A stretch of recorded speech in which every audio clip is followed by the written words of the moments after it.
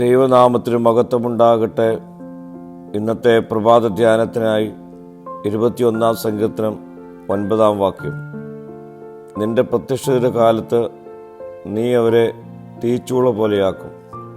യഹോവ തൻ്റെ ക്രോധത്തിൽ അവരെ വിഴുങ്ങിക്കളയും, തീ അവരെ ദഹിപ്പിക്കും.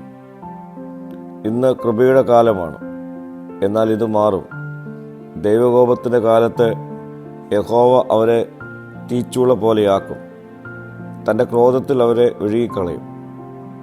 പുത്രൻ ന്യായം വിധിക്കുമ്പോൾ തൻ്റെ അനുവാദത്തോടെ യഹോവ ദുഷ്ടന്മാരെ നിത്യ തീയായ നരകത്തിലിട്ട് കളയും. വരുവാനുള്ള കോപം അതെത്രയോ ഭയങ്കരം. പ്രിയ സ്നേഹിതരെ, ദൈവകോപത്തിന് ഇടം നൽകാതെ നമ്മുടെ ജീവിതത്തെ നമുക്ക് രൂപപ്പെടുത്താം. ദൈവ ഇഷ്ടം പ്രവർത്തിക്കുന്നവരായി നമുക്ക് രൂപപ്പെടാം.